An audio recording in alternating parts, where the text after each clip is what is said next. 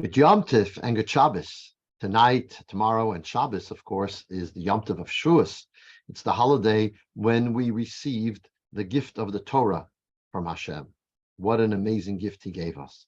Just a young fellow who inherited a shop from his father came to the rabbi and says, "Rabbi, my father, when he had the shop, shop was always filled with customers. But something's wrong. I'm running the shop and people drip in, but they're not there fully. Why the difference?" Says the rabbi, "Tell me, what did your father do when there was a lull and there were no customers?" So he says, "My father was in the old school. He had a mishnayos. He had a mishnah. He would take out and he would study mishnah." Oh, says the rabbi, "And what do you do when you have no customers?" He says, "Well, I search the net and I surf the net and I look at my phone and I searching what's going on in the world." So the rabbi says, "Well, don't you understand?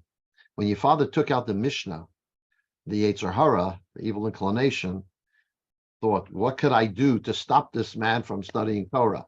I'll send him customers. But when you are just surfing the net, the Yetzer Hara thinks, well, let him stay. I'm going to keep customers away. Let him keep his head into his phone." On the holiday of Shavuot,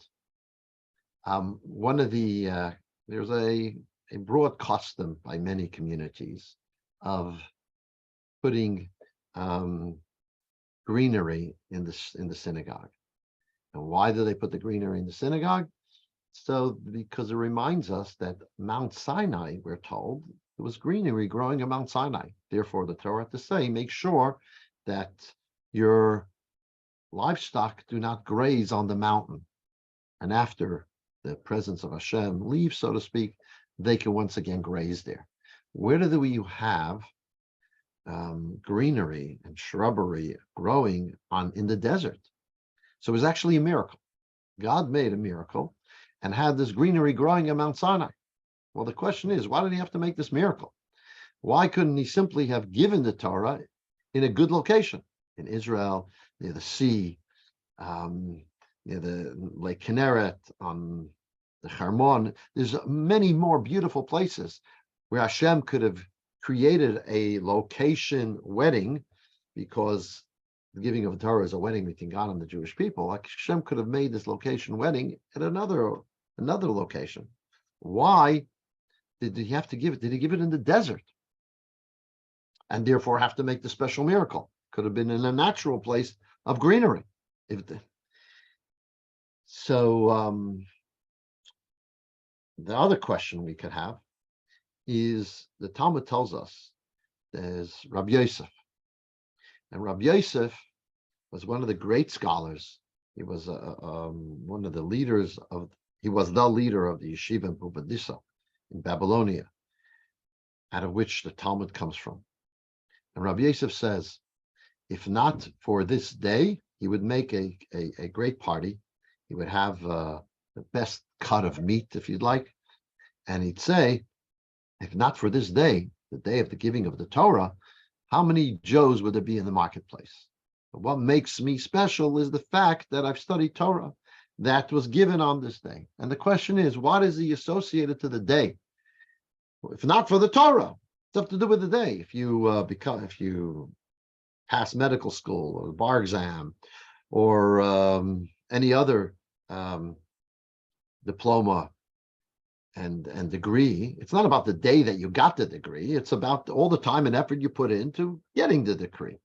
But here, Rabbi Yosef is associating the Torah with the day. Why? And the answer to these two questions is simply as follows. Rabbi Yosef was actually not talking about necessarily the day of the giving of the Torah. Rabbi Yosef was talking about the day. In other words, Rabbi Yosef took and made every day special. That every day and every moment in time is very special for him. And therefore he says, if not for me appreciating the value of time, that every moment of time is significant and important and can make a huge difference into my life, and into the Torah I learn, what would I be? Rabbi Yosef explains to us how we must view time. Some people think that time comes back. Basically, the time, you have this time, you have the next time, and so on. Rabbi Yosef teaches us, no. If you want to achieve anything, you have to value every moment of time, because this time, this moment in time doesn't come again. If I don't learn now and I'll learn tomorrow, what that means is I miss out in the learning of tomorrow, because tomorrow I could learn for tomorrow if I learn today for today. The fact that I didn't learn today what I needed to, that means when I make up tomorrow for it, I'm missing out. Tomorrow's missing out. And this is something Rabbi Kiva understood when he was just starting to become the Rabbi Akiva, because as we know, for 40 years he didn't learn.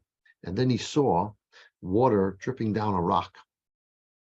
And it bored a hole in the rock. And it's from a drip of water, there was a hole in the rock. And he understood that if you take 1 minute after another and study a little bit more and a little bit more, then you will make a difference. It will actually bore a hole in the rock, and you will be able to understand even when you hadn't before. So it's consistency, constantly taking the value of every moment of time. We have to understand also that when we push something off, when we don't learn today and say, we'll do it tomorrow, the Yetzer Hara is also very smart. The evil inclination that stopped us from learning today, he's gotten stronger because we've given him, so to speak, his food. And so therefore tomorrow he'll find another excuse of why we can't learn. So the way to overcome this is to understand the preciousness of each moment in time. And that's why when Hashem took the Jewish people and wanted to give them the Torah, he didn't want to wait for them to go to Israel. He says, I'm going to give it to you at the first opportunity in the desert. Why? Because I don't want to waste time from Torah study. There's the Rabbi Schapiro, was a great leader of the 20th century. He started something called Daf Yomi, that people learn a page of Talmud every day. There's 2,711 pages. And he started this initiative that people should study a page a day. And there are many thousands of people who study the Talmud and go through the whole Shas, which is an incredible achievement due to this enactment. What it gave him the inspiration. So he says that when he was young, he grew up in Romania, and he was a little boy. They realized that he's beyond everybody. So they got a melamed, a teacher, to come from another community, to come to stay with them and to teach him. Melamed was meant to come one day, and they get a telegram that he's going to come the next day. He can't make it that day. And his mother was really upset. He sees his mother is really bothered. He says, Mom, what's the big deal? He's coming tomorrow, only one more day. She says, but what's going to be about the learning of today? You're going to miss all that out. So that gave him the appreciation of the value of every day of study. And therefore he made this enactment that every day you got to learn something. That tells us how every minute is precious. You know, the procrastination. We procrastinate. People procrastinate. It's a problem that many have. And one of the reasons for procrastination, there's some psychological reasons. We might feel that we're not worthy of the success. We might feel afraid of success, what that's going to mean for us in the future. There are many other reasons. What stops procrastination? When we have a choice. Either we're going to lose the opportunity completely, or we're going to do what we need to do. And that stops us from the procrastination. That's why you find people cramming before exams, etc. They know, okay, this is it. I have no more time to waste. But we have to look at every moment like that. I have no time to waste. I can't waste this minute. Because if I waste this minute, it's never coming back. And it's totally lost. There was a fellow there was a great Rosh Yeshiva who studied the Talmud many times. And one time he made a special siyum, a conclusion of Talmud. And he told the students, this is very precious to me. Why? Because this siyum I made of learning in all those wasted moments. All the time that everyone else wastes, waiting in line, sitting in traffic, waiting for one spouse to go to a meeting or a simcha, or Those times that are dead moments, that's when I study this entire Talmud. You could take those dead moments and make something of it. And so we should think about all the dead moments we have in our life. And if we imbue them with Torah, wow. And today it's easier than ever. We all have the phones, smartphones. Instead of going on stupidity, we could listen to a shir. We could listen to a Jewish podcast. We can utilize the time by reading a little Mishnah, a verse of Chumash and Rashi, an inspirational thought. And then we take those moments and make something precious of it, make something special of it. And this is something we really should consider for this coming year. This coming year, since this coming the holiday of Shavuot, when we receive the Torah, which, by the way, the previous Rebbe says a very powerful point. He says, just like in Rosh Hashanah, when we blow the shofar, Hashem confuses the Satan so that it doesn't prosecute at that time. And therefore, we get inspired with the sounding of the shofar or Yom Kippur. The same thing is true on Shavuos with regard to the study of Torah, with taking a good resolution in the area of Torah study on Shavuot.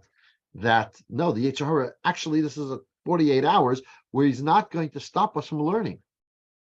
So this is the time for us to resolve, to utilize every moment of our life for positive Torah study and growth, because Torah is our life. It is our oxygen. It is what makes us the special people that we are. So we need to utilize every moment. And think about this, mind-boggling. It used to be if you were ignorant, you were ignorant. You had no access to Torah. Torah was in Hebrew. If you didn't know Hebrew, what could you do? But today, in addition to all the works in English, there's the websites, there are classes, there are video and audio available to anybody. No one could say I'm ignorant, because it's there in whichever language you speak, which is an amazing opportunity. And let me conclude with the following little anecdote. There was this fellow who was kind of a miserable kind of guy. Didn't have a good relationship with his wife or his children. At work, he was a misery. And anyway, one day he gets a stomach ache and he goes to the doctor, and the doctor says that he has to have an immediate emergency operation.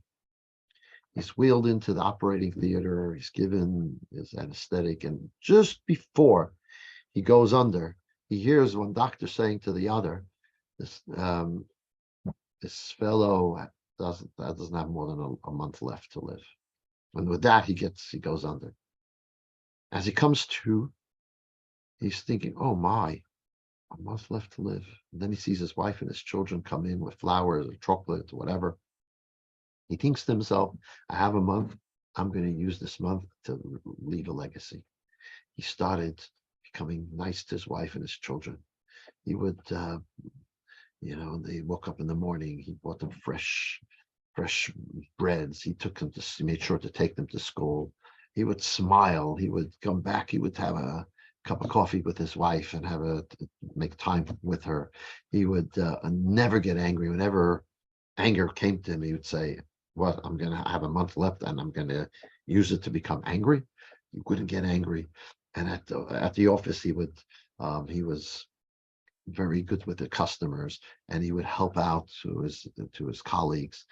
And he reaches out to his old friends, and he just transforms himself into this amazing guy. He writes this notepad with the adages and the thoughts that he would like to be able to teach his children when they get older. And then after a month, he wakes up in the morning and the sun is shining.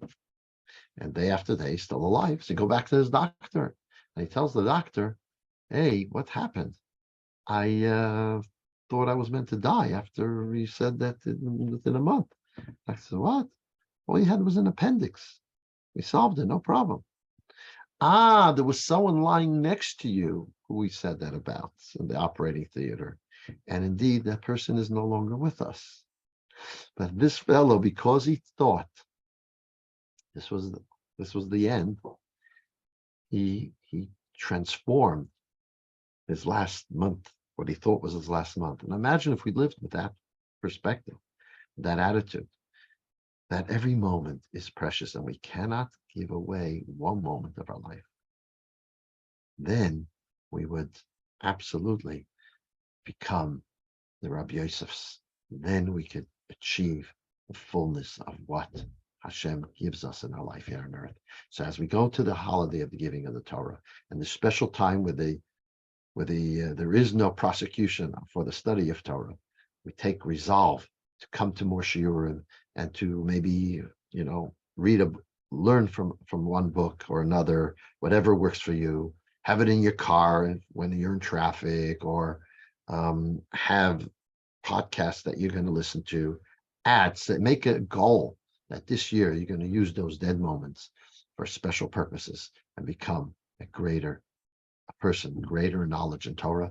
And Torah, of course, is our life. It becomes who you are. Good Yom Tov.